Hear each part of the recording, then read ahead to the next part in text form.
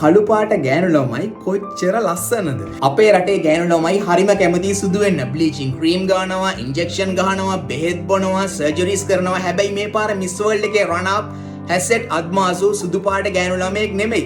හැබැයි යා කතා කරනකොට ඒ වචන වල තිබ්බ සංයමය, යාගේ තිබ්බ නොලෙජ් එක, එයාගේ රට ගැන තිබ්බ ආකල්පය හරිම උසස්.